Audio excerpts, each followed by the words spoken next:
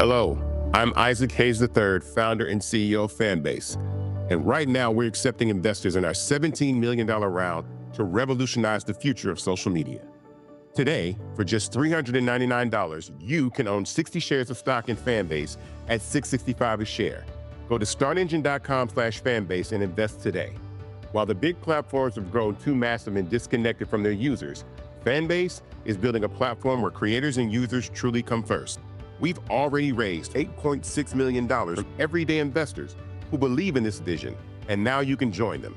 This is your chance to invest in a social media tech company with over 1 million users that is disrupting media by allowing anyone to reach all of their following and monetize their content from day one. The market is changing, big platforms are failing to serve their users, and Fanbase is stepping up to fill the gap. Don't wait until it's too late. Invest now. Invest for yourself and your future. Go to startengine.com/fanbase and own the future of social media.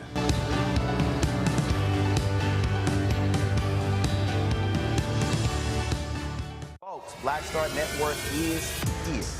Hold no punches. I'm real revolutionary right now. Support this man, Black Media. He makes sure that our stories are told. Thank you for being the voice of Black America, Roland. Stay black. I love y'all. All momentum we have now, we have to keep this going. The video looks phenomenal. See, there's a difference between Black Star Network and Black-owned media and something like CNN. You can't be Black-owned media and be scared. It's time to be smart. Bring your eyeballs home. You dig?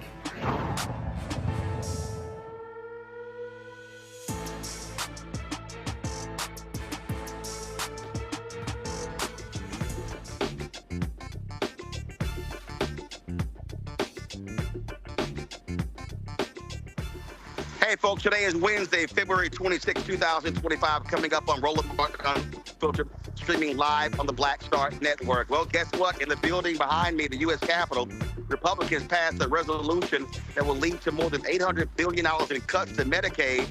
It will lead to massive spending cuts, but also giving billionaires and the super rich a whole lot more money. We're going to break that down on today's show. Also, these MAGA Trump folks are trying to dismantle the Department of Education. We'll talk about what those cuts are going to mean, how they're going to impact education with the president of the National Parents Union. Also, on today's show, Trump had a cabinet meeting, and Elon Musk was not even a cabinet, dominated the meeting, and they said some of the dumbest, stupidest stuff you've ever heard in your life, and we're going to show you what they also on today's show, 2 episodes of the Crockett Chronicles, where Congresswoman Jasmine Crockett is giving these folks hell on Capitol Hill. We'll show you what took place. It is time to bring the funk on Roland Martin Unfiltered on the Black Star Network. Let's go. He's got it. Whatever the miss, he's on it. Whatever it is, he's got the scoop, the fact, the find. And when it breaks, he's right on time and it's rolling. Best believe he's knowing. Putting it down from sports to news to politics. With entertainment just for kicks, he's rolling. It's on go, y'all. It's Roland Martin, yeah. Rolling with Roland now. He's funk, he's fresh, he's real, the best, you know he's Roland Martin.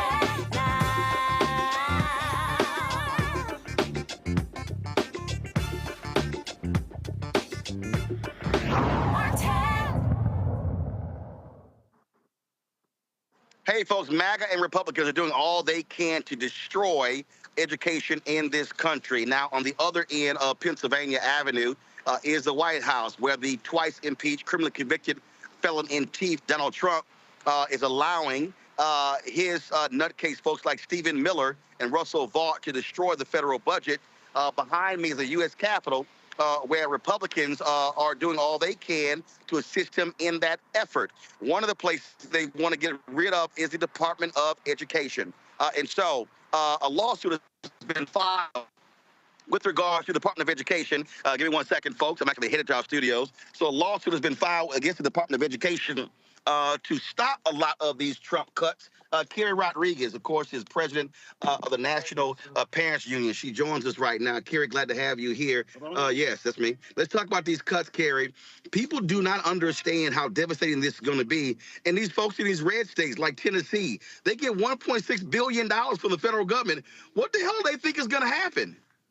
I don't know. They're cutting their nose off to spite their face here. And I think it's going to hit them where it hurts really hard, because I don't even I think they understand fully the pain that is coming their way. When you have a red state that relies 25% of your budget, 30% of your budget to fund your special education programs, like, you're going to be in a whole world of pain when these cuts come down. And there are going to be a lot of angry mamas marching into those offices to raise holy hell, I'll tell you that much. You're absolutely right. And the thing here that I keep trying to explain to people is that that they make this statement that, oh, we should just send the money right to the states. But the reality is we see what's happening with these voucher scams as well, where they actually going to try to hold that money back. And then if you talk about sending to the states, well, if you send it to these red state governors, that money's not necessarily going to go to the school district where they're most needed. Well, we just spent 5 years practicing for this moment, right? We sent all of this ESSER money, this ARP money down to the states, and we didn't get to the academic outcomes that we were looking for. And now we're going to put this on steroids. And once again, try to trust these folks that just wasted about $180 billion in federal funding, that all of a sudden they're going to find Jesus and do the right thing. I think you're crazy if you think that. So I would also caution people, do we remember what it was like 40 years ago, 46 years ago, before we had the U.S. Department of Education? There's a reason why we established this, because back then, you know, we had schools that could choose not to educate our kids. Like, we have never seen relief in terms of education and equity and getting our kids education justice unless parents have gone to the courts and sued and gotten federal injunctions to open up doors so that we could get our kids into classrooms. Now, going back then, when we think about it, 46 years ago, if you were blind, if you were deaf, if you had Down syndrome, if you had autism, they could decide they just did not want to educate your kid. It was too expensive. They didn't have the program, and they could just kind of shrug their shoulders and decide, well, your kid's not going to get access to a free and appropriate public education.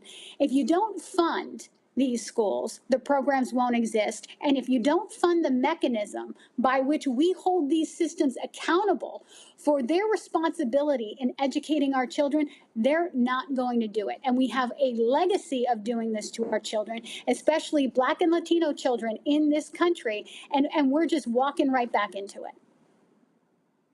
Kerry, they also are advancing a lie. They have created this narrative that the problem with education in America is the Department of Education. But 90% of the education funds in America come from the state and local governments. The money's not coming from D.C. So this idea that the problem with education in America is the federal Department of Education is an absolute lie. Well, I'll tell you something, Roland. I've devoted my entire career to being a critical friend of education because, you know, we at the National Parents Union, I love public education, you know, not like a 5-year-old loves their mommy, you know, where she's so right and she's the most beautiful and she can do no wrong. We have a lot of work to do in public education to make it better, to make it more equitable, to get our kids to be more globally competitive so that they can get to economic mobility, all of those things. But the idea that the states and the districts don't have any responsibility. These are the guys that decide, you know, how rigorous the curriculum actually is. What standards are going to be required to graduate from high school? They have never done this well on the state level, which is why we have had to fight to get protections on the federal level so that parents could sue them, so that we could go to the Office of Civil Rights and demand justice. And now they want to take all of that away because all they want to do is push all this money right down to the states so that they can set up these voucher schemes where you're basically going to end up with choices that aren't worth choosing. And folks that can deny our kids access to education is take your money and then end up graduating kids that aren't even literate and aren't ready for the jobs and the economy of the future. None of it makes sense. And frankly, the long-term impacts that we see from this mess in 10 or 15 years, it's going to land us in a world of hurt. But also what's happening, and this is what I'm trying to get people to understand. These Republicans want to have massive cuts to Pell Grants as well. So I'm sitting here in an Uber head to the office, and you just said one of your sons dropped out of college because they couldn't afford it. Yep. So here's the whole. So this Uber driver says that whole deal. That's the case for a lot of African American students, especially going to HBCUs. That people who go there first and second year, but they can't afford to stay. If Republicans pass this massive bill to give tax breaks to super rich, they are going to drastically slash Pell Grants, and you're going to see hundreds of thousands of young folks drop out of college because they're not going to be able to afford it. If they start making cuts to financial aid, then they're screwed. And so people need to understand this.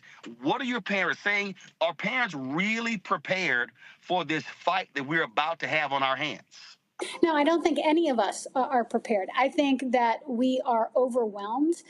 We're struggling to understand why this administration has decided not just to attack our kids on the issue of education, but it's on all fronts. I mean, it's economically, when it comes to our safety in this nation, when it comes to education, when it comes to fundamental things. Like, I get calls from parents right now who are terrified that their Medicaid is going to be cut, that they're not going to have access to feeding tubes that their children need to survive, that they're not going to have access to insulin that their children need to survive. What is going to happen to Head Start? Am I going to be able to have my child in Head Start so that I can go to work, or am I going to lose my job because I don't have this program, because these folks take care of my baby so that I can hold it down in my own home? Like, what this feels like is just an absolute attack on American families at every single angle. And the shock and awe that they had planned for us, I don't think any of us could have been prepared for this. Like, this is a catastrophic moment. But here's the deal here, Carrie. I'm going to go to my panel next with their questions. I saw this news report, and I think it may have been CBS or ABC, I can't remember. Well, they were in Kentucky. And that was this woman who was a teacher. And she said, yes, I voted for Trump, but I didn't vote for this. And I'm like, yes, you did. They literally said in Project 2025 what they were going to do. And I don't know what these people were thinking. We were warning people for 3 years. And when I keep hearing, well, I know they said it, but I didn't really think they were going to do it. Well, guess what? They're doing it. And people need to understand it's happening. Massive layoffs on the federal level are happening.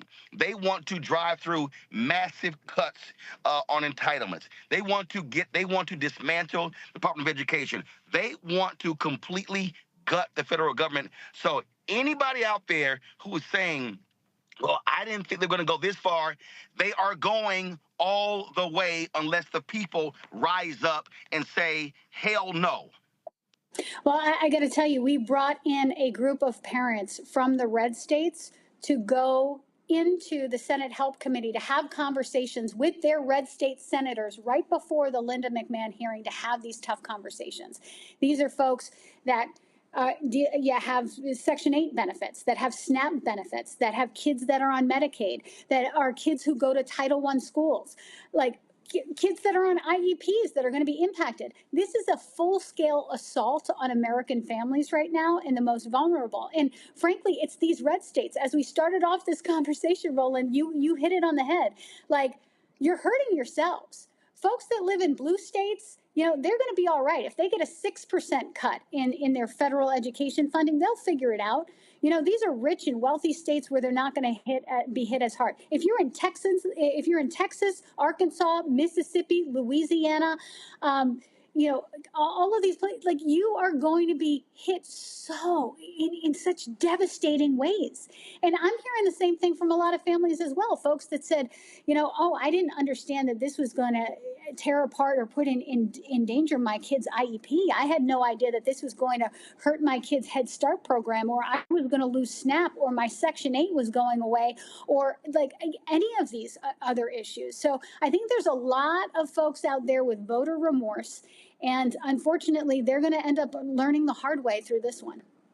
Well, many of those parents, they voted, I said it, they voted for whiteness, they voted for culture, they voted for God, gays, and guns, and now they about to F around, they effed around, and they're about to find out. Rebecca Carruthers is Vice President for the Fair Election Center, joining us out of D.C. Melinda Hill is with the Black Voices Heard Project out of Los Angeles. Glad to have both of you here. Rebecca, what's your question for Kerry Rodriguez of the National Parents Union? Thank you so much for being here tonight. So just like Roland said, a lot of the issues are going to go back to the state because that's where the funding formulas are determined for public education in our country. There is approximately 30,000 school board races that are up in 2025, and there's going to be even thousands more up in 2026. What is your organization doing, if anything, to help recruit people to run for those school board seats? So we are not doing direct recruitment, but we're working with a lot of mama organizations that are, including directly in Florida, in Georgia, in California, in Mississippi, in Missouri. I could kind of go through the list, but there are a lot of mamas right now who are on the case and actively recruiting, because we think that that is going to be one of the critical points of resistance, because having to figure out and make these tough decisions for our kids based on those cuts and having to be the ones responsible for prioritizing, we know if we don't have the right people in place, our priorities are not going to be heard. And it's the folks that are in the arena, the folks that can step up and advocate for their kids to get their piece of the pie that are going to make out. If we move to a block grant as a way from formula funding kind of guarantees that your kids are going to get their piece of the pie, at least to some degree. If we move to block grants, it's going to be, it's going to be a feeding frenzy. Like whoever has the most political power is going to walk away with their biggest slice of the pie. So we got to make sure that we are building that political power, and we're doing that on the local level. And there are organizations right now that are doing everything they possibly can to get the right folks, frankly, parents and families that have the skin in the game that will be responsible for making those decisions. So we're going to be doing everything that we can in terms of sending our resources and frankly money down to those races so that those folks on the local level can make the right decisions, because those are the ones that need to be empowered to make sure that it's the right people representing their communities, not for me to sit from on high in the National Parents Union to make those decisions. I want to make sure those resources get to them so they can do their own choices. Melinda, your question.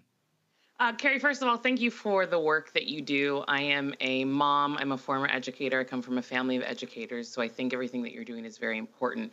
For me, I live in California, so I do live in a blue state, and we, operate differently than the red states, of course. But what can we in blue states do as actionable steps to support the red states and hopefully stop this from happening, from the dismantling the Department of Education? Well, I got to tell you, you live in California, I live in Massachusetts, and even though we're in blue states, we are not safe, because there is so much more to come after the attempts to dissolve the U.S. Department of Education. Number one, that can't actually happen unless Congress approves it. So we've got to make sure we hold the line.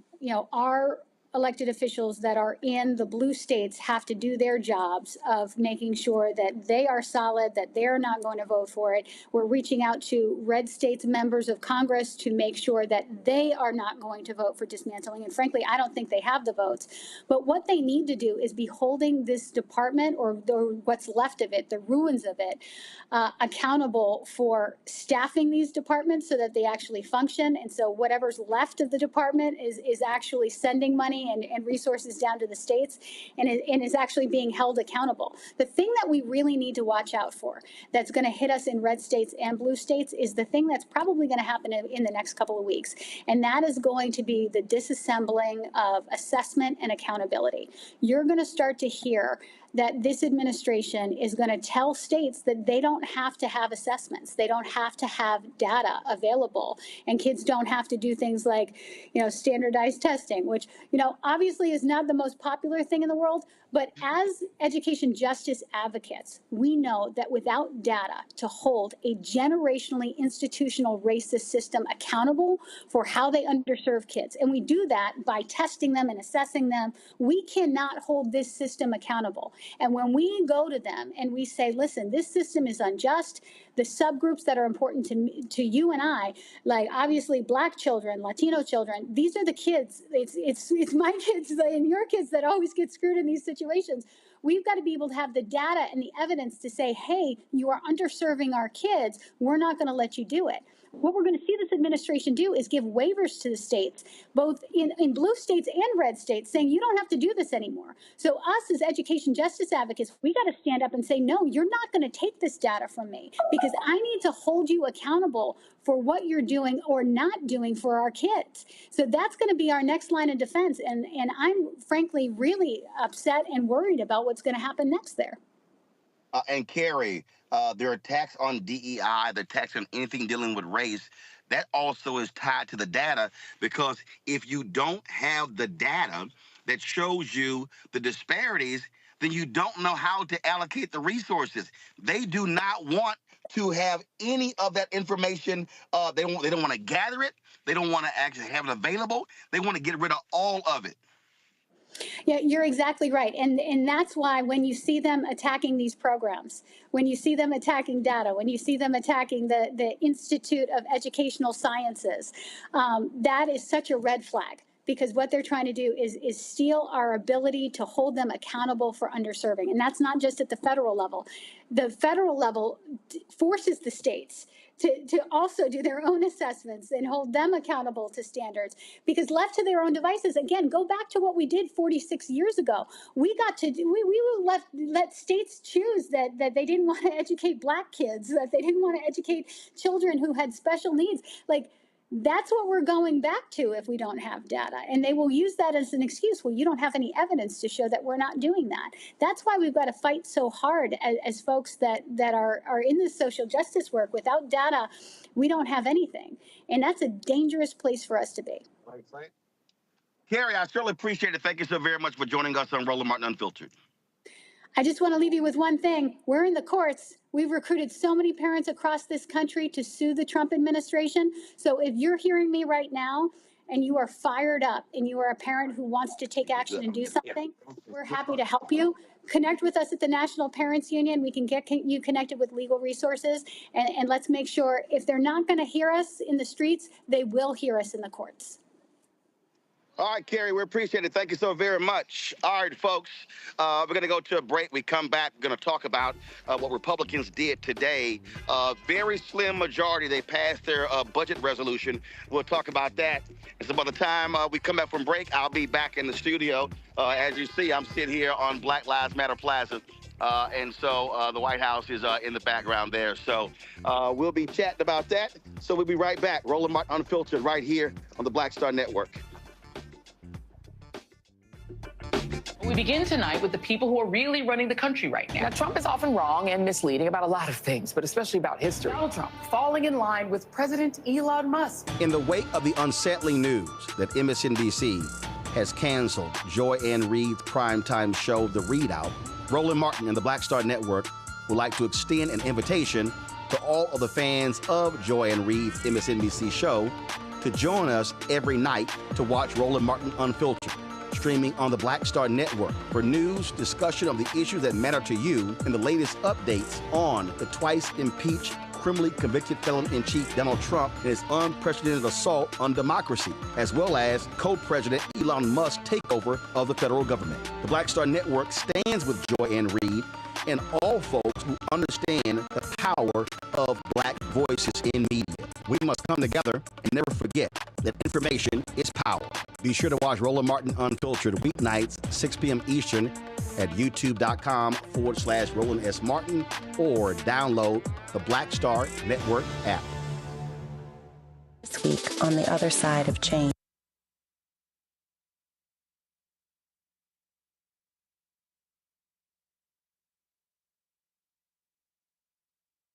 change. Abolition focus. Should we aim for reform or abolishing the entire system? Simone Felix lets us know how much possibility lies in abolition. That is such a radical image because it offers the suggestion, a suggestion that we already know to be true, which is that we have what it takes to take care of each other and to take care of ourselves. Watch us on the Black Star Network, so tune in to The Other Side of Change.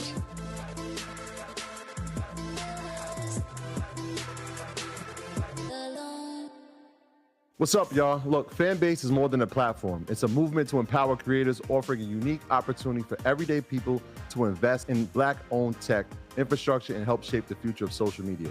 Investing in technology is essential for creating long-term wealth and influence in the digital age. The Black community must not only consume tech, we must own it. Discover how equity crowdfunding can serve as a powerful tool for funding Black businesses, allowing entrepreneurs to raise capital directly through their community through the Jobs Act.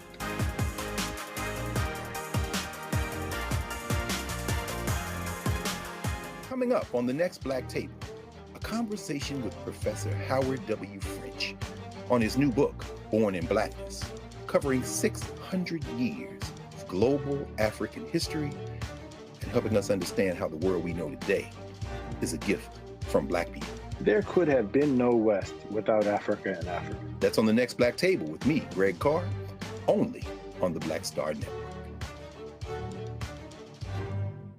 Coming soon to the Black Star Network. Well, y'all, when you're on that stage or when you're and you're seeing 2 and 3, 4 generations in the audience, that's got to speak to you about the power of what y'all have become. Oh, most definitely. I think we were doing our show before our tour, before our break, and remember, I was watching this kid. I could not take my eyes off him because he was about 9 or so. He was sitting in the front row with his over on the right hand side. Yes. I was amazed that this kid knew everything, and I was like tripping to see how many songs this kid actually knew. And he knew them all. And he knew them all. We had to go over there and bring him on stage and take a picture with him, at the end of the show and stuff, because it was just that amazing. It's like, this is crazy. The music travels everywhere, like what Philip was saying, seeing this young kid. Then you hear our songs on commercials, cold commercials. Then you have the younger ones that hear our music in animation.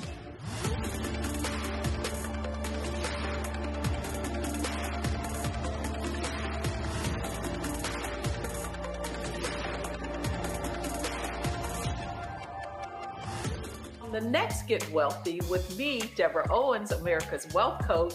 Have you ever had that $1 million idea and wondered how you could make it a reality? On the next Get Wealthy, you're going to meet Liska Askalise, the inventress, someone who made her own idea a reality and now is showing others how they can do it too. Positive, focusing in on the thing that you want to do, writing it down, and not speaking to naysayers or anybody about your product until you've taken some steps to at least execute. Liska Askalise on the next Get Wealthy, right here, only on Black Star Network. How you doing? My name is Mark Carey, and you're watching Roland Martin, unfiltered, deep into it, like pasteurized milk without the 2%. We getting deep. You want to turn that shit off? We're doing an interview, motherfucker.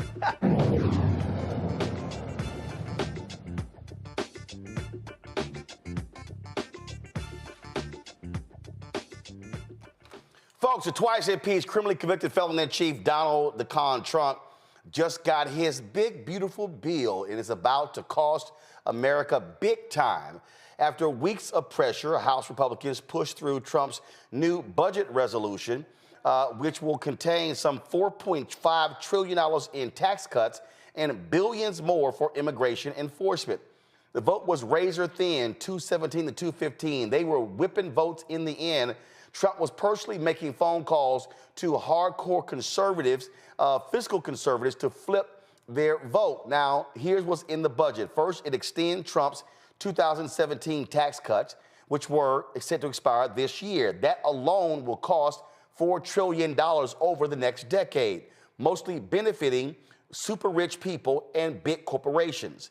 Trump also added another $500 billion in tax breaks, like eliminating taxes on tips.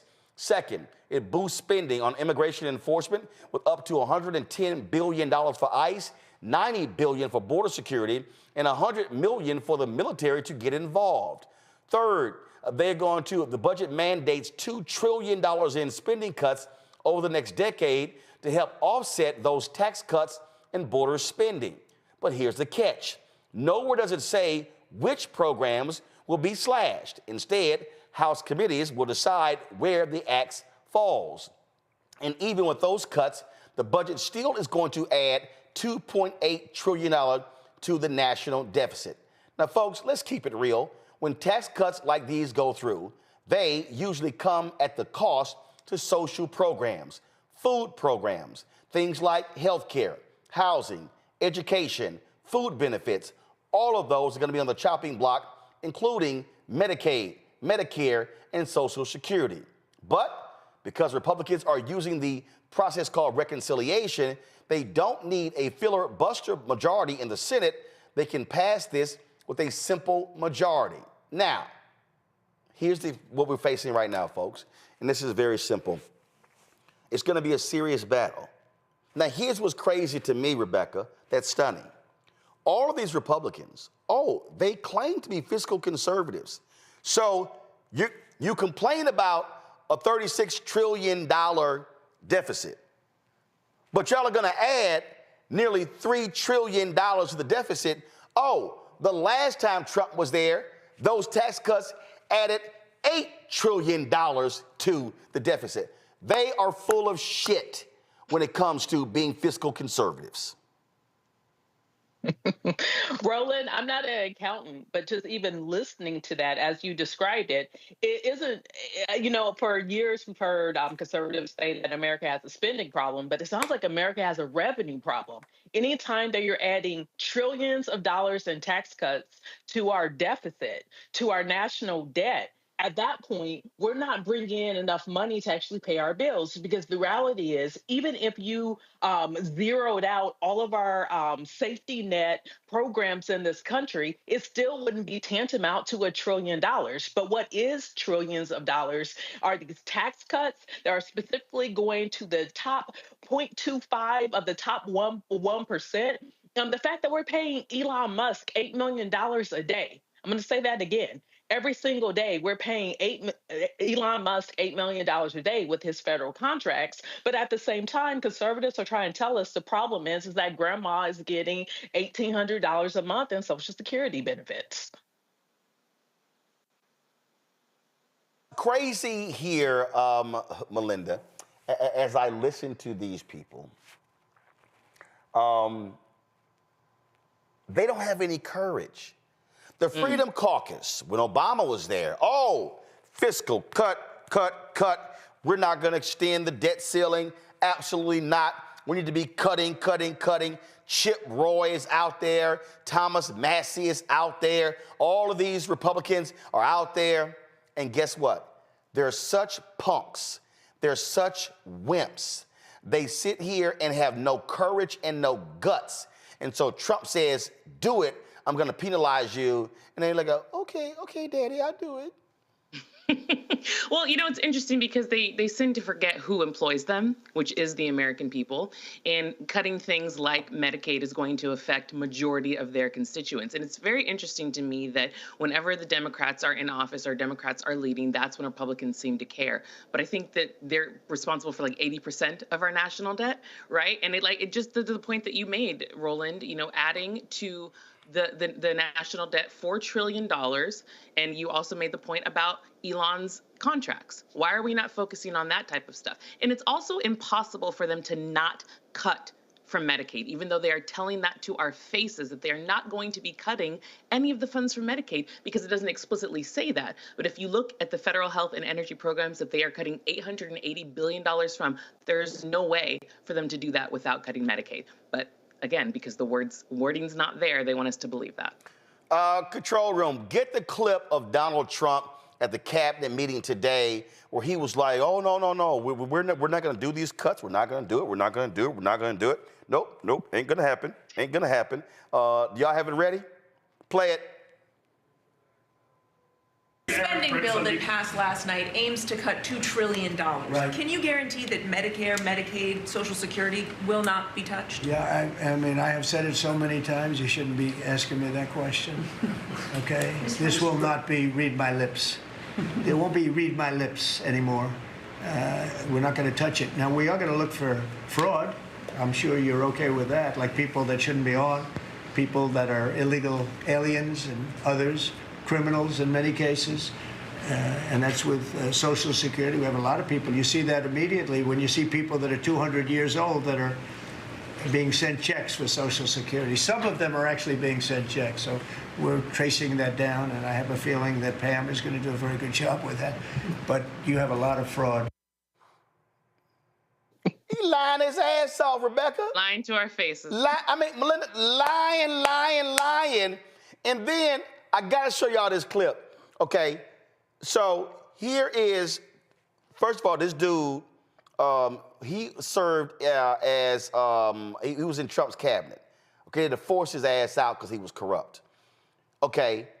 You want to listen to him try to convince us that is $800 billion in fraud. Listen. Barely. How much would you like to see cut from Medicaid? Well, there is zero mention of cutting Medicaid. There is zero mention of cutting Social Security because you can't. But it is, again, it's a balancing thing that we have $26 trillion in debt and growing. Is that what you have is the savings by removing the fraud, abuse, right, and efficiency, and then you have what the expenditures are the tax provisions, and the tax provisions do cost money, but we don't want to go in debt doing this. I mean, you have to recognize that $26 trillion. The reason why we're here is spending. Relax, full back on the spending, and make sure we have a plan that we don't go in debt with the taxes provisions extending that. Again, that costs money, and also the savings. We got to make sure they balance out, and that's what the argument is about. It's just a simple ledger sheet. But of course, you know that this blueprint did call on the Energy Committee, which oversees Medicare and Medicaid, that they have to cut at least $880 billion, and plenty of people look at that and say you can't get there without cutting Medicaid. So again, my direct question, which you didn't really address, is how much would you be willing to cut from Medicaid? It's a balance. Again, it's a ledger sheet. So if we're going to do tax provisions, you'd be willing to cut some? Then you have to make sure it's balanced. What we're going to do is not go in debt. Now, $850 billion is a goal. Again, it's over 10 years cycle. Do you think there's fraud in there at that scale? Likely there's pretty close, but there's also things we can do, like work requirements, like efficiency. Government is the last resort, it's not the first.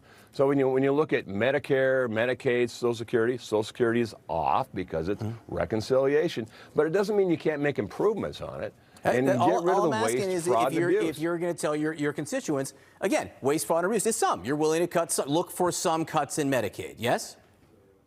I will look at getting rid of the waste, fraud, and abuse. And again, Elon Musk has said it could be $1 trillion with a T, $1 trillion in waste, fraud, and abuse. But again, that's what he says. We have to confirm that's what it is. And if it is confirmed, then you can have the savings of it. So we're not going to cut benefits. What we're going to do is make it more efficiently. And if there's fraud, waste, and abuse, I know America doesn't want fraud, waste, and abuse. We see the abuse in USAID. We see it in programs. We see it in the spending. Medicare, Medicaid, Social Security, it's no different. If there's fraud, waste, and abuse, we have an obligation to go after it. Waste, fraud, and abuse. Waste, fraud, and abuse. Oh, my God. Oh, we're going to find the waste, fraud, and abuse. He wouldn't answer the question, Rebecca. He sat there, and Elon said we could find $1 trillion in cuts. What he didn't say is that Elon and Doge had to they deleted 5 so-called major spending cuts they found because it didn't exist. They asses are lying. These people are totally full of shit. He wouldn't answer the question. He would not commit to anything. And all he did was just, no. It's waste, fraud, and abuse. The Americans want to get rid of waste, fraud, and abuse. It's waste, fraud, and abuse. It's not $800 billion in waste, fraud, and abuse. It's not. The Pentagon is the largest federal agency in the United States. It has a budget of $864 billion. When Obama was there, they identified $125 billion in waste, fraud, and abuse in the Pentagon with the largest budget. So tell me you're going to find 6 times more waste, fraud, and abuse in Medicaid? I'm sorry, and I know, and I just apologize in advance to all of the mothers and everybody else, and y'all praying for me to stop cussing, but get the fuck out of here. So Roland, here's the thing. We have to stop using the oppressor's language. And that's all I heard with him talking about waste, fraud, and abuse. Because if that man really cared about it, he would be knocking on Rick Scott's door. We know what Rick Scott did when he was CEO, and we know about the Medicare fraud that his company that he ran, which was later fined $1.7 billion by HHS, which I think was at least 13 or 14 felony convictions because they stole money. Let's just call it what it is. It's stealing. We know that there are inefficiencies in government, but we also know that DOGE and Elon Musk are lying about it. When they talk about how they've gotten rid of all these contracts, but if you actually ask, okay, all these contracts that you canceled, it's still $0 in savings. We want to know why? Because many of those contracts have actually been paid out already. So at this point, it's just words. The other thing is we actually have to start using the language that people understand it. So if we're going to talk about Medicaid, what a lot of people don't understand is that even with that Medicaid formula, it depends on the year, depends on the state, but it could be over 50% of those state aid Medicaid costs are coming from the federal government. So if people think that this regime in the White House and this administration wouldn't cut Medicaid, then they are delusional or they're uninformed. But we actually have to start calling it out. If you live in Tennessee, it's called TennCare. They are going to cut your TennCare. That is for poor people and that is for kids. So when you see Marsha Blackburn, the next time you're in Tennessee, ask her, why does she want to take health care? This is not just balancing the ledger, but why do you want to take preventative health care from children? If you're in Florida, let's talk about the PACE program. That's one of the Florida Medicaid programs. You know what that covers? That covers the elderly in Florida. The elderly who, as you age, you need to be at that doctor every other month, if not every month, just making sure and checking on you, because there's so much that happens as we age, which requires more medical intervention and more medical monitoring. So as we're talking about what these cuts are, let's use the words of which they're doing. They're stealing. They're trying to open up the lockbox in Social Security to steal your retirement, your hard-earned dollars. When we're talking about Medicaid, let's talk state-specific, what the program actually is, and maybe the American public will then understand why this bill that's moving through Congress right now is so devastating. Belinda, Belinda, I really am. And I run into people and they like, Roland, please stop cussing. They like, Roland, and I'm like, y'all, I'm trying. I ain't like Reese, okay? I ain't like MF, and F is every other word with me. But it is hard. It is hard not to cuss these people out. It's hard not to do it because they just straight ass lying. They are just making up stuff. In fact, y'all, get the clip ready. Get the clip ready. Elon was at the cabinet meeting today and admitted, yeah, we got some shit wrong. Yeah, man, y'all don't have it ready? Y'all, come on, get the clip. He was like, yeah, man, I know we done made some mistakes, but here's the problem. He got rid of Ebola prevention by accident. Right, that's what I'm saying. I'm trying, matter of fact, come on, y'all. I can't believe y'all ain't got the clip. Let me just get it my damn self.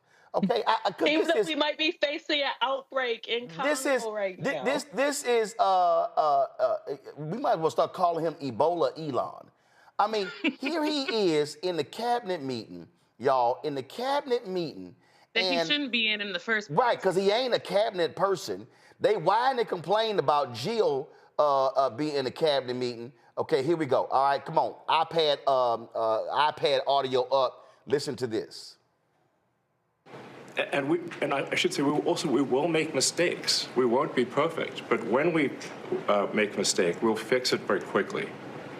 So, for example, with USAID, one of the things we accidentally canceled very briefly was Ebola, Ebola prevention. I think we all want Ebola prevention. So we restored the Ebola prevention immediately, and there was no interruption.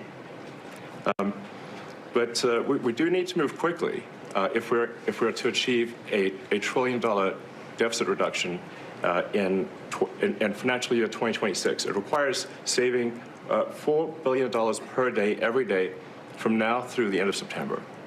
But we can do it, and we will do it. America is a land of...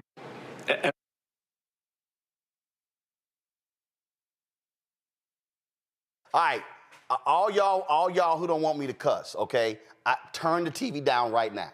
I want y'all to turn the TV down right now, okay? All you gotta do is turn the TV down for 5 seconds, okay?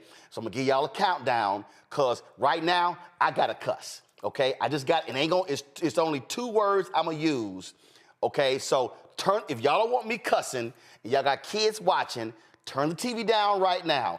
5, 4, 3, 2, 1. Melinda, this motherfucker. This motherfucker. Oh, yeah, my bad. We accidentally cut Ebola. That's the whole point. Your dumb ass not even checking what you cutting. You just sitting there oh, shit.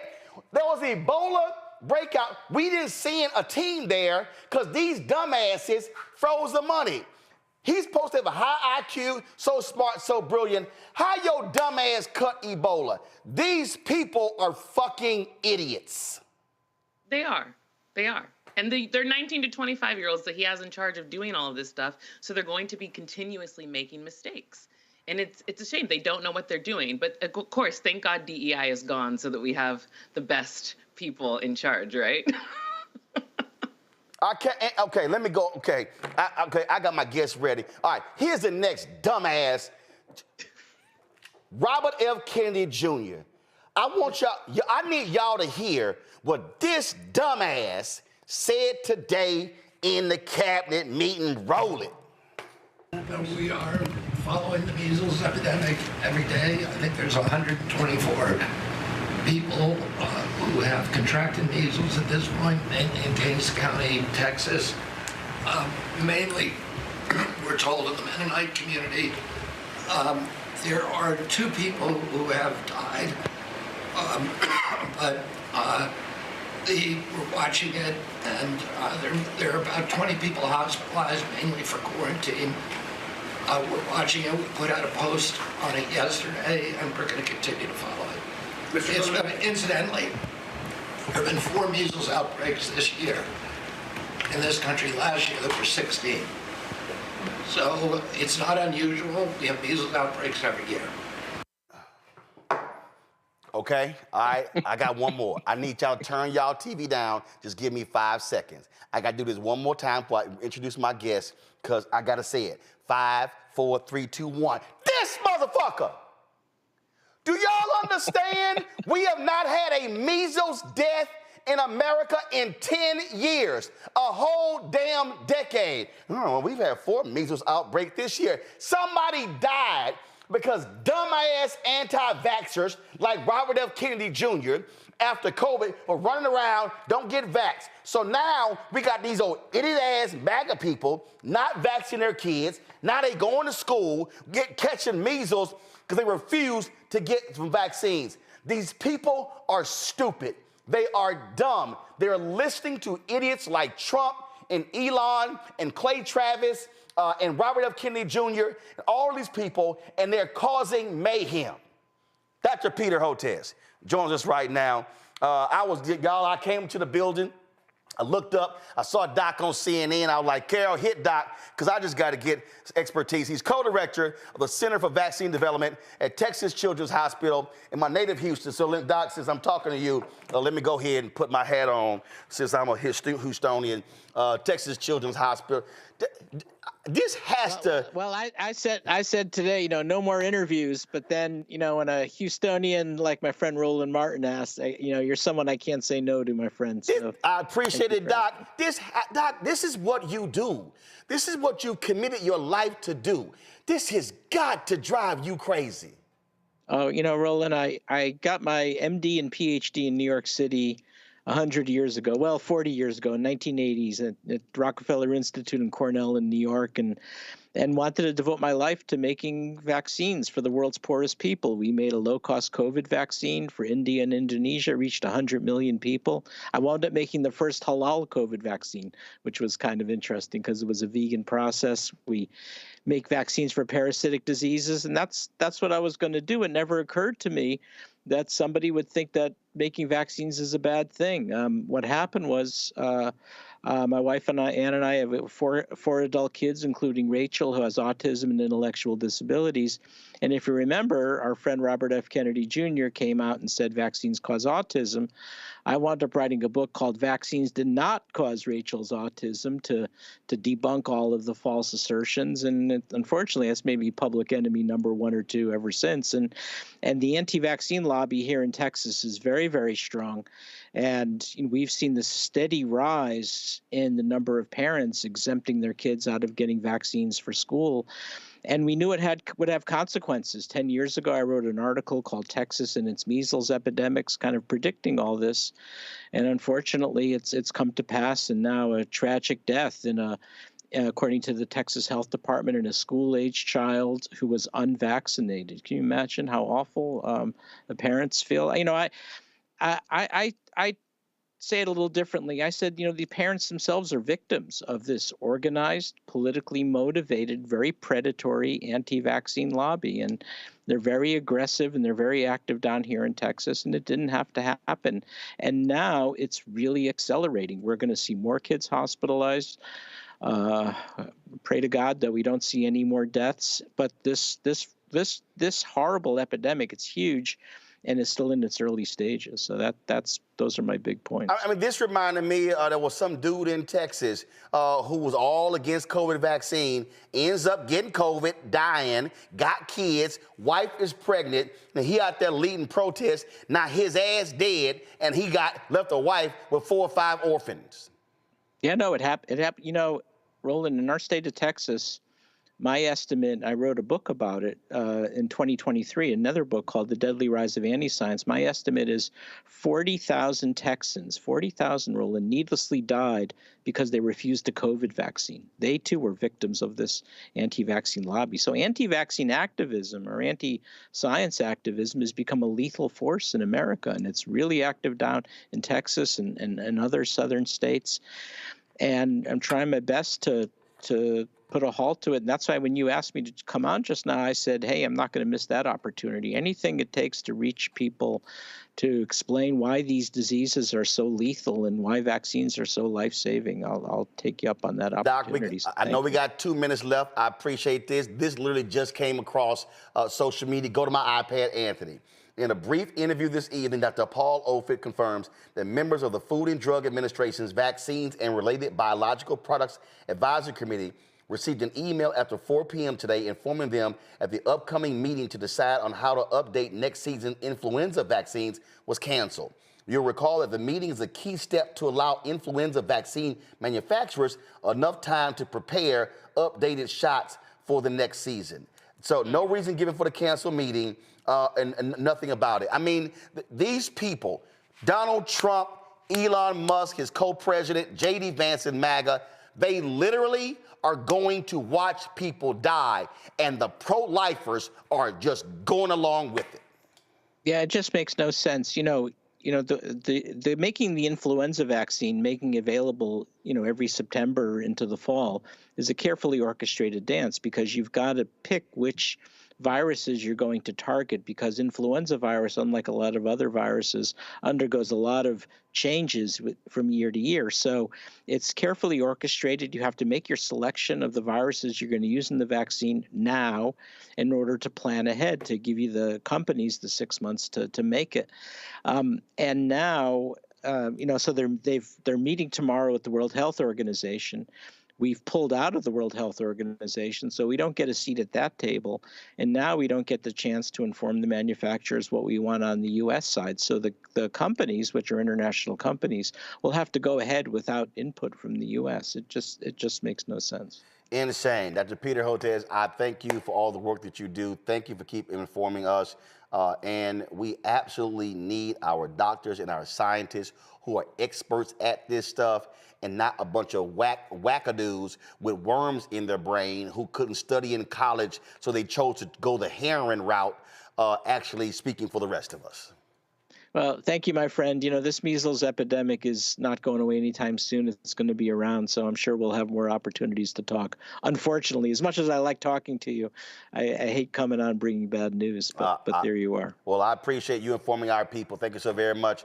Be well, my friend. God bless. God bless. Folks, y'all, it's just, it's insane. It's insane, y'all. I mean, the stuff that was said at today's, what else dumbass stuff they said at that damn cabinet hearing today? Oh, Trump threw out there, y'all gonna love this one. Now he out here trying to sell this gold card for people who want to come to the country for $5 million. Just listen to what he, just roll this clip.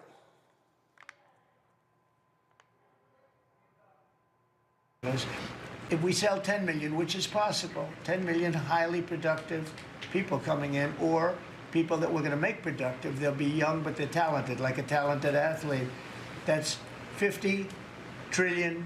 That means our debt is totally paid off, and we have $15 trillion above that. That boy's math ain't mathing. Run that back. Trillion. Howard was using a different number, but that's $5 trillion. If we sell 10 million, which is possible, 10 million highly productive people coming in, or people that we're going to make productive, they'll be young but they're talented, like a talented athlete, that's $50 trillion. That means our debt is totally paid off, and we have $15 trillion above that.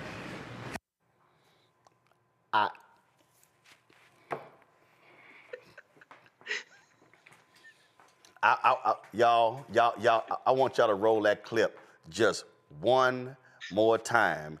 I'm trying to follow his math. I want y'all to, I got to have y'all roll that clip one more time, because when I respond, y'all are going to trip out. Run it back. Trillion. Howard was using a different number, but that's $5 trillion. If we sell 10 million, which is possible, 10 million highly productive people coming in, or people that we're going to make productive, they'll be young but they're talented, like a talented athlete, that's $50 trillion. That means our debt is totally paid off, and we have $15 trillion above that.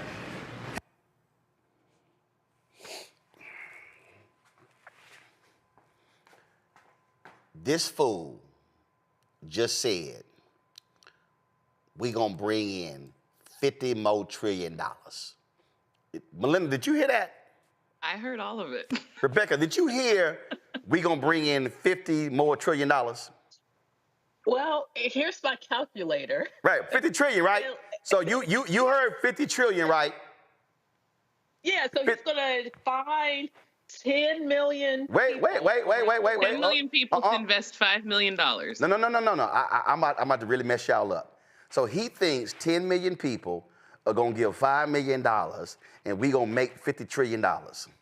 Yes, that's what he believes. Anthony, go to my iPad. To everybody who's watching, I'm about to cuss right now. So turn your TV down for 10 seconds, because I'm about to cuss, because I try not to cuss, but there's no other way for me to properly express what I'm about to say. So 5, 4, 3, 2, 1. The entire U.S. fucking economy is $30 trillion. The entire United States economy is $30 trillion fucking dollars.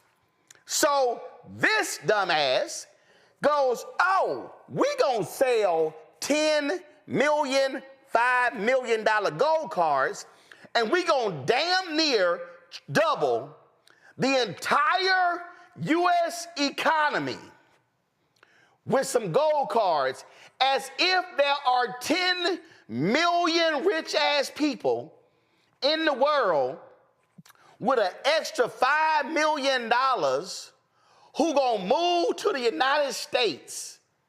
Do y'all understand how this man filed for bankruptcy 6 times? This man has got to be on crack. Yes. Rebecca gone. So, okay. So I pulled out my calculator to do the math. But here's the thing. If you are someone of a high net worth individual, and you're coming into the United States on your private plane, and you decide to overstay your visa, as an example. And let's just, like, you know, maybe the viewers have been down in Miami recently. You've seen that there's a bunch of Russians down there, and a lot of oligarchs and rich people. Guess what? When you are worth that much money, you get to just come into the United States. What Trump isn't telling you is that those people aren't paying money. They're just coming here and they're staying here if they choose, and they go in and out. So the idea that you're going to get a bunch of rich and wealthy elite people from around the world to say, hey, you know what? I too want to pay $5 million just to hang out in the U.S. Like right now, the U.S. is kind of ghetto. Like people aren't trying to hang out here like that. But even the idea of taking people and making them work, what is this, indentured servitude? What do you mean you're going to go and grab an athlete and what, you're going to make them work off their debt to the country? Instead, don't pass these stupid tax cuts, these $4 trillion in tax cuts, if you actually want to reduce our national debt. Let me explain something to y'all, okay? When I was at Texas A&M, I took economics class twice. And the first time I failed it. You know why I failed it? Because the shit was stupid. First day of class, Melinda, economic professor says, the theories that we are teaching here are not being used in the real world. Shot my hand up. Why in the hell we learning them? Why in the hell we learning them? So all of a sudden, I said, what we doing here? Go to my iPad. Go to my iPad, Anthony. Go. Look at it right here. The 20 countries with the largest gross domestic product, GDP, in 2024. So I want everybody to understand, leave it on there. When you hear gross domestic product, they're talking about the entire economy. That's gross domestic product. In 2024, the United States economy, we are the largest economy in the world. The GDP of the United States, according to this graphic right here, is $29 trillion. Okay? So you see the blue line and the black line, okay? Let me expand this right here, okay? You got the blue line and you got the black line, okay? So the blue is 2023, the black is 2024, okay? So when you look at this here, the United States is number one at 29 trillion. It was 27 trillion in 2023. China is 18 trillion. The Chinese economy is $11 trillion less than the United States economy, okay? All right, Germany is next. Germany is 4.7 trillion. Y'all didn't hear me. Y'all didn't hear me, okay? Germany is $4.7 trillion. The United States and China are the only two economies that are in double digits. Japan is $4 trillion. India is $3.8 trillion. The United Kingdom is $3.5 trillion. France is $3.1 trillion. Italy is $2.3 trillion. Canada is $2.2 trillion. Okay? Brazil is $2.1 trillion. Russia, $2.1 trillion. South Korea, $1.8 trillion. Okay? Mexico, 1.8, Australia, 1.8, Spain, 1.7, Indonesia, 1.4, Turkey, 1.3 trillion, the Netherlands is 1.2 trillion, Saudi Arabia is 1.1 trillion, Switzerland is 942 trillion. The reality, Melinda, is when you look at the economies, you are not going to somehow discover $50 trillion. That ain't happening. I think that he thinks that there are 10 million versions of Elon Musk in other countries for some reason. I truly believe that that's what he thinks. And I think that he thinks he's going to save the U.S. economy, even though we are leading right now, and that that's what's going to happen. And he only wants to bring in the wealthiest, most incredible people because that's how he views Elon Musk. That's what I fully believe. I fully believe he's going to find 10 million Elon Musks. I mean, so Rebecca, you're just not going to find, just 10 million people say, I'm going to give $5 million for this bullshit-ass gold card. And the problem is his dumbass followers actually believe it. Of course they do. Rebecca, go ahead. Roland, if he's able to find 10 million people around the world to give the United States, the U.S. Treasury, not make it out to Trump, but make it out to the U.S. Treasury to give $5 million each, then you know what? Then, okay, let's talk about giving that man a third term. If he's able to go find $50 trillion in the next year for the United States of America, like, you go. That's fantastic. This is bizarre. Like, we know he's not fully there. As much as this man and these people who support him talked about sleepy Joe Biden and Joe Biden not being in his right mind, it's very clear what we're seeing. We're seeing someone who's delusional, who's not rooted in reality. And instead, we have a South Afrikaner, apartheid Clyde, Elon Musk. We see him as the one who's really running the White House. And that should be a problem for every American. Absolutely right. Before I go to break, to everybody who I see y'all in the chat right here, some of y'all are saying, well, what's the GDP of Africa? First of all, I just gave you the gross domestic product of countries. Africa is a continent. There are 54 countries on the continent of Africa. But to answer your question, the actual total GDP of the entire continent of Africa is about $3 trillion. Go to my iPad. It's right here. It's about $3 trillion. So that's part of the issue you have when we talk about Africa being a poor continent. So y'all, stop asking what's the GDP of Africa. It's 54 separate countries. But the continent of Africa, if the continent of Africa was put on the chart I just showed you, the continent of Africa represents, the continent would represent the 1, 2, 3, 4, 5, 6, 7, will be the 8th largest economy in the world, just ahead of Italy. But those are countries. We're talking about continents. All right, y'all. Before we go to break, look, we told you our goal is to get 20,000 of our fans contributing on average $50 each a year. That's $4.19 a month, 13 cents a day. We got some great stuff happening. We, of course, you see what we do with this show. We got Dr. Greg Carr's The Black Table, new episodes coming back. Reverend Dr. Jackie Hood Martin Show, Balanced Living. We got, of course, Jamia Burley and Bria Baker's new show as well. We got that going on. Of course, we're going to be covering stuff all across the country. We're going to be, of course, traveling this nation, reporting on stories. You see us going live and doing all sorts of different things. Those things are happening as well. And let me just give you a programming note. On Tuesday, March 4th, y'all know we're going to be bringing the funk. We're going to be having a special edition of Roland Martin Unfiltered on the Black Star Network.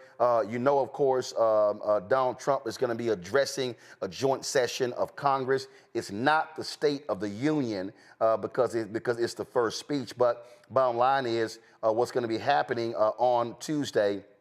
We're going to have 6 hours of coverage for the state of our union taking place on Tuesday, March 4th. Now, we did this, of course, we've done this several times. We did it 7 years ago. So here's the deal. We ain't showing that asshole's speech. So I'm just letting y'all know. Now, keep it on the graphic. We ain't showing his speech. So what's going to happen is we're going to be breaking down the state of our union our way. So we're going to have labor leaders. We're going to have a grassroots panel. We're going to have millennial panel. We're going to have CBC members. We're going to have a business panel. We're going to have a civil rights panel. We're going to have a voting rights panel and our political panel. And when Donald Trump starts talking to Congress, Reverend Dr. William J. Barber of Repairs of the Breach is going to give our State of the Union speech from New Haven, Connecticut, where he is teaching, where he is leading a religious institute at Yale University. And so we'll have the clips after that fool is speaking, but y'all don't have to waste your time watching his speech. We are going to have, and ain't nobody else in Black-owned media will be doing this on Tuesday. We will be having the state of our union taking place on Tuesday, March 4th, right here, beginning at 7 p.m. Eastern on the Black Star Network. This is why your support is critical to joining our Bring the Funk fan club, because listen, we ain't got millionaires and billionaires supporting our show. We don't have a major advertiser sending us check, but our fan base, they're the ones who are out there doing the work for us. And so right here, y'all, I went to the post office today. You can zoom in, Anthony. I'm about to do my protein shake here because I ain't have time to even eat today. I went to the post office. I ain't been to the post office, y'all, in 3 weeks. All of this was in the mail. So y'all have been sending checks and money orders because y'all don't believe in Cash App, PayPal, Venmo, or Zelle. So I'm going to have to go through all these envelopes, but it's all good because it all cashes. And so y'all need to understand, these are people who don't believe in that, but they believe in this show. When we launched this show 6 years ago, I told folk, I'm not sending you swag. I ain't sending you hats, T-shirts, buttons, mugs, things along those lines, because all that swag costs money. And so there are people who support this show, who believe in the mission of this show. We appreciate their support. If you want to join our Bring the Funk fan club, if you don't want to see and check in money orders, you can use Cash App. Here's a QR code. Use a striped QR code right there. You see it on the screen for you to be able to support our show. Click the Cash App button, then continue to contribute. You can send check your money order to P.O. Box 57196, Washington, D.C., 2003 7-0196. PayPal's R. Martin Unfiltered, Venmo, RM Unfiltered, Zelle, Roland at RolandSMartin.com, Roland at RolandMartinUnfiltered.com. When we come back, the Crockett Chronicles.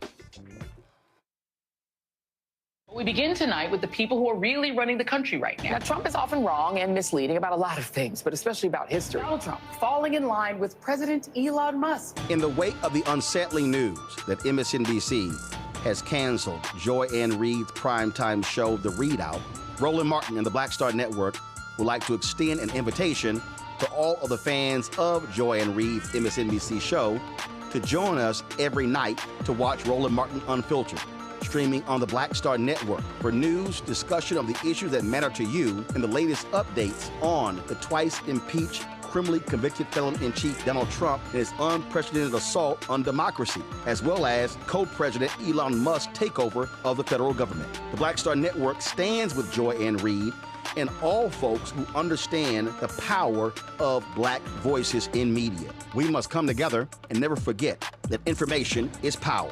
Be sure to watch Roland Martin Unfiltered weeknights, 6 p.m. Eastern at youtube.com/Roland S. Martin or download the Black Star Network app. This week on The Other Side of Change. Abolition focus. Should we aim for reform or abolishing the entire system? Kimon Felix lets us know how much possibility lies in abolition. That is such a radical image because it offers the suggestion, a suggestion that we already know to be true, which is that we have what it takes to take care of each other and to take care of ourselves. Watch us on the Black Star Network, so tune in to The Other Side of Change.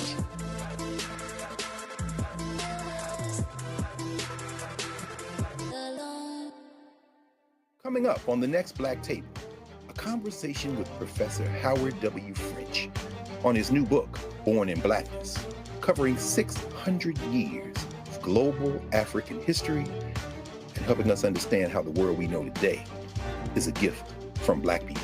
There could have been no West without Africa and Africa. That's on the next Black Table with me, Greg Carr, only on the Black Star Network. What's good, y'all? This is Doug E. Fresh, and you're watching my brother Roland Martin Unfiltered as we go a little something like this. Hit it. It's real.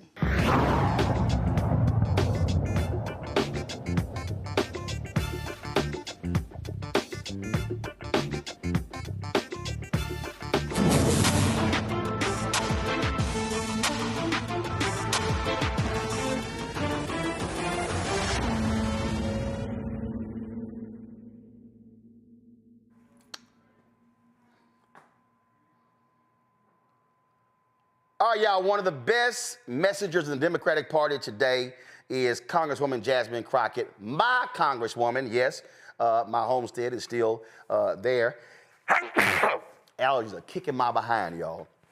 So they had a Doge hearing today, and y'all know Congresswoman Crockett, she gonna light that ass up every chance she can get, and she never disappoints.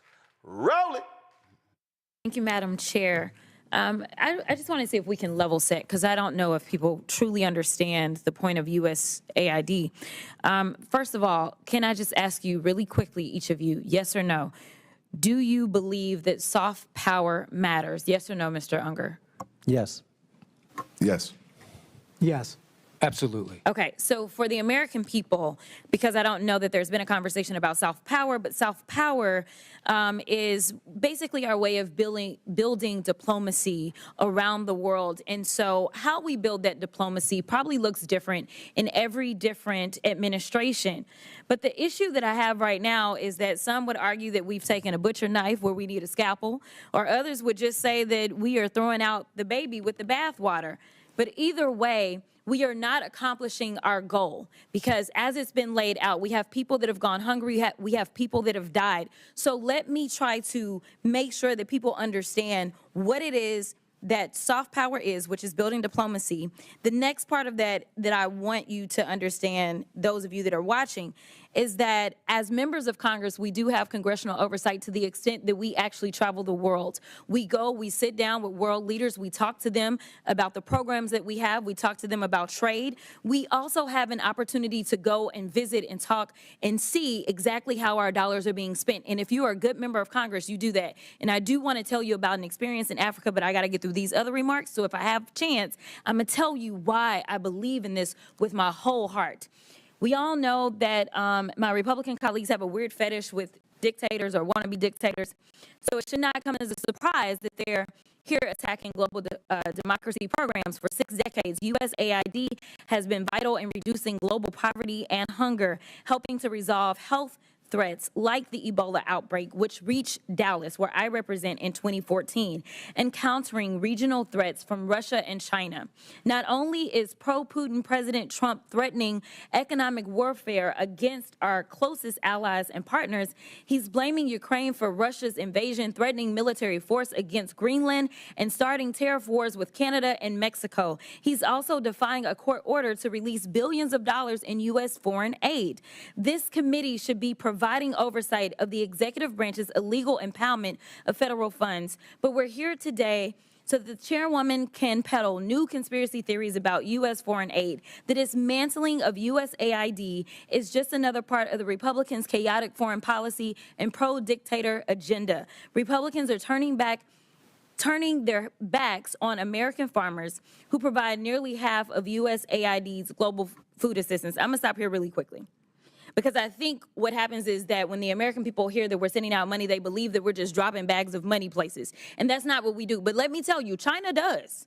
China does. Because I've sat down and I've talked to people, and one of the reasons that we are behind China is because they have argued that there is no red tape. And China is like gangsters. Like, think about the biggest, baddest guy offering you money when you want it, like a loan shark, right? And then when they come back to get their money, they want your firstborn, your secondborn, and everybody else. That is who China is. But a lot of people that are desperate for money, they go for that because in America, we're going to say, no, no, no. We're going to take care of our farmers. We're going to make sure that our farmers are the ones that are giving you the food. We're going to make sure that if you want arms, those arms are going to come from us. So I want people to understand we don't just go with black bags and drop off bags of money like that. It's not that simple.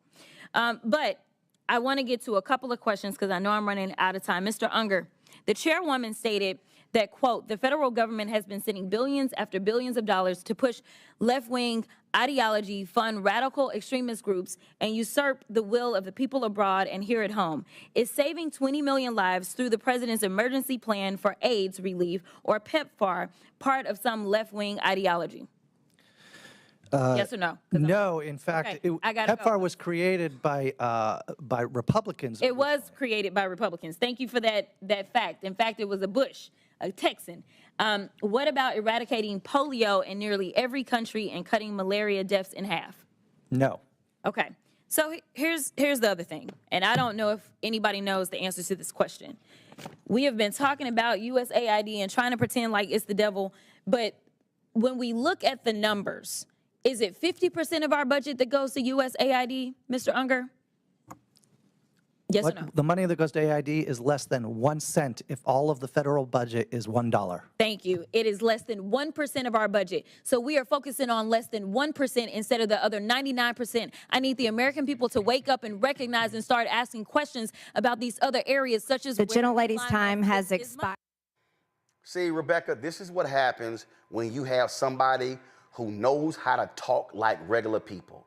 And I wish more of these Democrat members of Congress would bring that attitude, that fire, that feistiness, and that knowledge to bear. When you talk too political, folk can't feel you. But when you're speaking the way she does, you connect with the regular, ordinary person.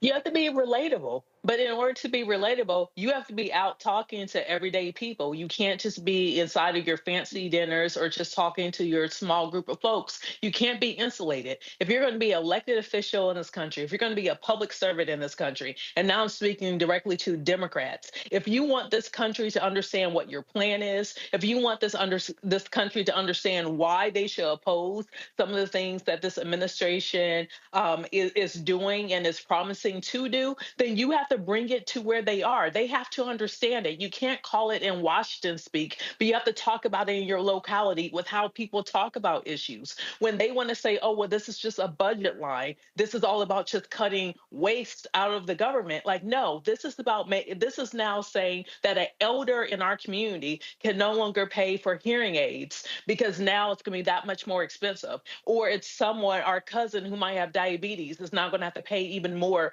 to get their diabetes medication, or my sister who has allergies and trying to get an EpiPen. Now she can't get her EpiPen because now it costs hundreds of dollars to renew and get a new EpiPen. Or it's going to cost my 5-year-old, little cousin who needs a new inhaler. You have to talk about it in ordinary language with ordinary experiences that people are facing, so people can actually put their personal experience as they're hearing these things. What's unfortunate is that there aren't a lot of news sources right now that's delivering straight information. So it's even more important now that people like Jasmine Crockett is talking in plain language.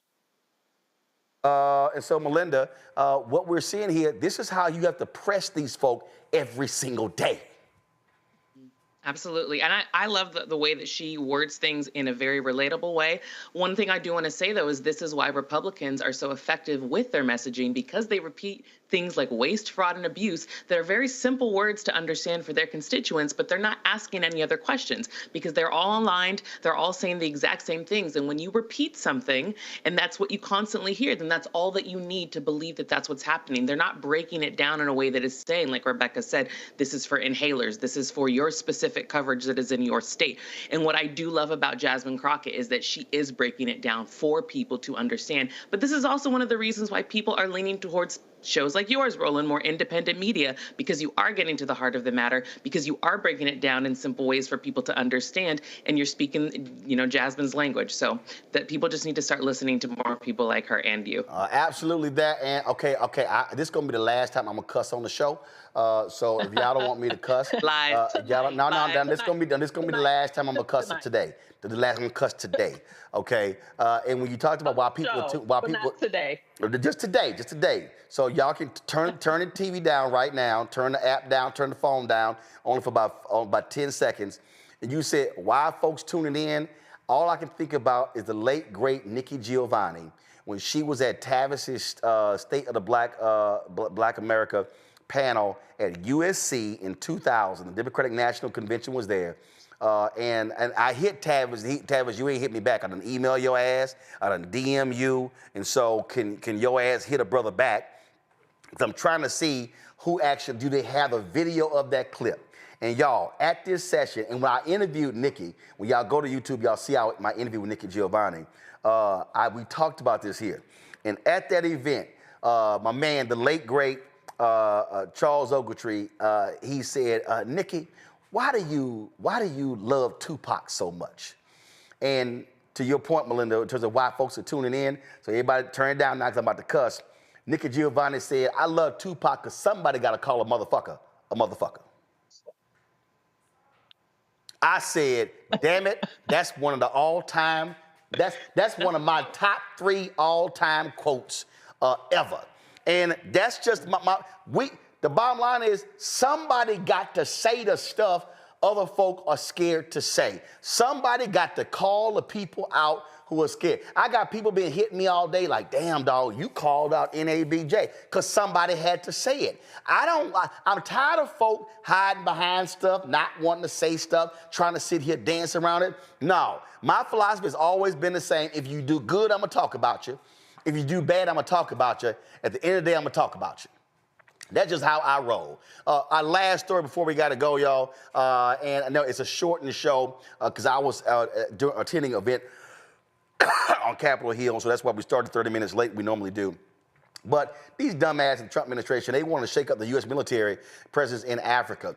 They want to get rid of AFRICOM. That is the U.S. Africa Command, or called AFRICOM, and place it under the European Command. And that was created by President George W. Bush. It will significantly reduce America's influence over military operations across the continent.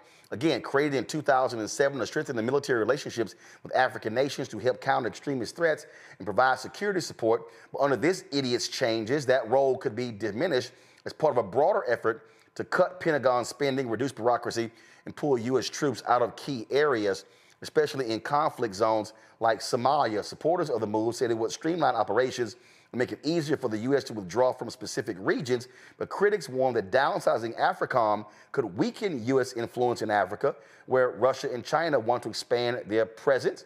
There are also serious concerns that pulling back could embolden terrorist groups in the sub-Saharan areas, also in East Africa, forcing African nations where African forces rely on U.S. military partnerships.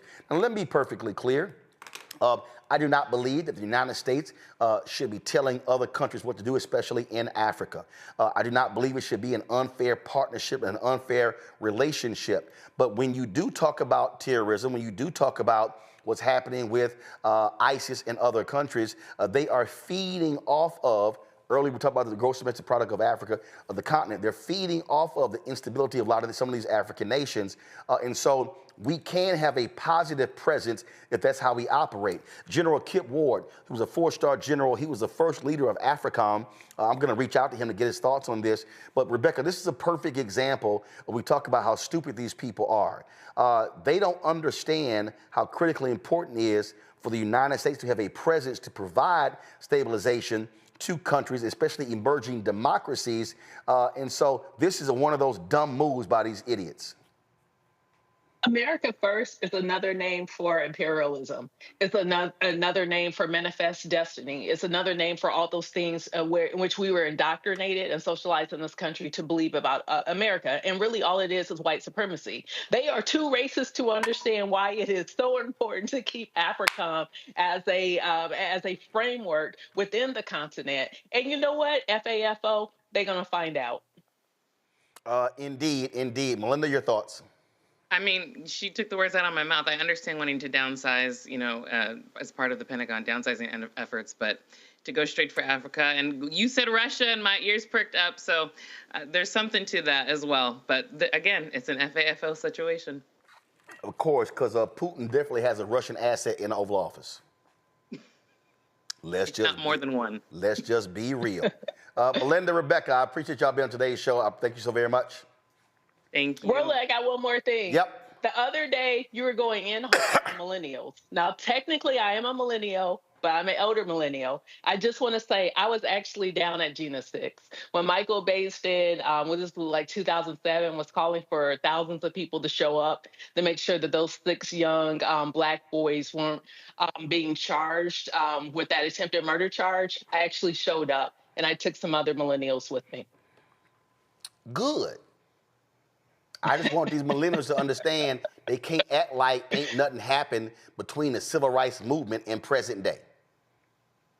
Yes, and there's so many of us who are very active. And there's so many of us that are putting in the work. And there's so many of us, including myself, who are now leading organizations in order to do this work. And so we're not a monolith. We're also in our 30s and we're in our 40s as well, like myself. That's why I'm an elder millennial. I'm 44 now. But the thing is, all of us got to lock in this moment, because all we got is us. And for us to persevere as a community in this country, we all got to look back and look at the history of this country in order to have the blueprint for how to move forward. Yes. So I just want to say that in defense of my see, the problem is, you on that edge. I mean, you on that edge. You talking about you 44, your ass damn near, you damn near Gen X. So that, I mean, I was born in 1981. But the reality is your ass identify more with Gen X than you do millennials. So But the millennial gap is like 18 years, isn't it? Well, that's every generation. So that's just like, listen, I was born. Here's the hallmark. Here's the hallmark of millennials. One of the things about us is how we were confronted and faced a lot of school shootings. I was still in high school when Columbine happened. Right. I was in middle school when Paducah and Jonesboro all happened. And so that's one of the things that really shapes the millennial experience, because we literally saw the country see gunmen go into schools, including other students go into schools, and nothing happened. And that really shook our world. And then even we dealt with Y2K. We dealt with a lot of economic collapse when it was the dot-com bust, when we started to go to college. When we graduated from college, the economy tanked. So we've dealt with a lot of major economic crises. So I'm going to help everybody out right now. If y'all want to distinguish between millennials and Gen X, this is all you have to do. Ask a millennial if they know a series of white rock hair bands and songs from Journey, Sister Christian, Steve Perry. Come on, Anthony, come on, switch. Come on, you gotta show a face. Come on. Here's why Rebecca don't know what the hell I'm talking about. I know what you're talking about. No, what's that, Melinda? I know what you're talking about. What am I talking about? Hair bands, like Kiss, you mean? Or song from Journey, like don't. No. See, so Melinda, how old are you? I'm 38. Okay, see, here's the deal. You and Rebecca, y'all came around when black people. No, go to the 3-shot. Come on, y'all came around when black people were allowed. Can we please switch to the 3-shot? My God, thank you. Leave it like it was before. Keep it on the wide and go to the 3-shot. Stop complicating this thing. Go to the previous shot you had before. Thank you. Now switch it. All right. So here's the deal. Y'all came around when black people were on MTV. Correct. We would have, when wasn't no black people on MTV. So the reason you got Journey's Don't Stop Believing played at black parties because our asses had to watch nothing but white folks on MTV until Michael Jackson and Prince got on. So if y'all want to separate the millennials on Rebecca's end with the Gen X, just throw out Sister Christian and some of them other bands, Pour Some Sugar on Me. They don't know nothing about them songs because we had some sugar on me. Baby, I'm trying to tell you. I'm trying, right, you first of all, you got probably some Gen X parents. So that's probably why you know. Okay, that's probably why you know. But I'm just saying, y'all got to see black people on MTV every day. We didn't. All right, that's it. I got to go. Y'all, I'm cutting the show short. I got to go speak to a group here in D.C., so I got to go. It's been fun. Do me a favor, y'all. Seriously, take a shot at this. These are the folks who've actually sent us checks and money orders. I went to the post office. This is literally the last 3 weeks. I was like, damn, they had a yellow card in my box saying overflow. But this is why I appreciate this show. This is why I appreciate our fan base. Because since we launched this show, we've had 34,000 individual donors on this show. And y'all have made this show possible. And so there's so much more work that we have to do. And I want y'all to keep supporting the work that we do because it's regular and ordinary people. Ain't no millionaires, billionaires, entertainers sending us checks. Now, you know, they tell me, oh, bro, man, you're doing a great job. We love what you're doing. But they ain't cutting no check. They ain't even giving us $1, $5, $10. But y'all, regular, ordinary folk have made this show possible. We have some unbelievable stuff coming up. Tuesday, we're going to have our State of the Black Union. We call it the State of Our Union. And so we ain't got to say black because we black 365, 7 days a week, okay? Had somebody call me, what's y'all Black History Month plan? I'm like, what the hell are you talking about? Our shit is 12 months out of the year. We don't do no Black Music Month. We do Black Music Year. And so we're going to have the State of Our Union right here on the Black Star Network Tuesday, beginning at 7 p.m. Y'all do not want to miss it. It will be the blackest show in America. So we want to see y'all here for that special presentation. I will not be live at 6 o'clock. We'll be live at 7 p.m. But we want you to support the work that we do. If 20,000 of our fans contribute, on average, $50 each, that's $1 million. It goes to offset what we do here. Our expenses are $195,000 a month. And so what y'all see here, ain't nobody else got this. A 5,800 square foot studio, 10 robotic cameras. We got 7 cinematic cameras. The things that we do, nobody else is doing, and y'all help make it possible. If you want to give via Cash App, use the Stripe QR code. You see it right there on the screen. Point your phone to it. You can contribute via Cash App. Send your check and money order to P.O. Box 57196, Washington, D.C., 2003 7-0196. PayPal, R. Martin Unfiltered. Venmo, RM Unfiltered. Zelle, Roland at RolandSMartin.com, Roland at RolandMartinUnfiltered.com. Download the Black Star Network app, Apple phone, Android phone, Apple TV, Android TV, Roku, Amazon Fire TV, Xbox One, Samsung Smart TV. You can, of course, get our merchandise by going to, of course, get your shirts, hashtag, we try to tell you, FAFO 2025, and also don't blame me, I voted for the black woman. Go to RolandMartin.creator-spring.com, RolandMartin.creator-spring.com, or go to the Black Star Network app. Be sure to get my book, White Fear, How the Browning of America is Making White Folks Lose Their Minds, available at bookstores nationwide. Get it online, get the audio version I read on Audible. And be sure to download the app Fanbase, of course. And if you also want to invest, we're in the middle of a Series A raise. We're close to $10 million. The goal is $17 million. Go to startengine.com/fanbase. Folks, that's it. I'll see y'all tomorrow right here on Roland Martin Unfiltered on the Black Star Network. Holla! Black Star Network is here. Oh, no punch! I'm real revolutionary right now. Thank you for being the voice of Black America. All momentum we have now, we have to keep this going. The video looks phenomenal. See, there's a difference between Black Star Network and black-owned media and something like CNN. You can't be black-owned media and be scared. It's time to be smart. Bring your eyeballs home. You dig?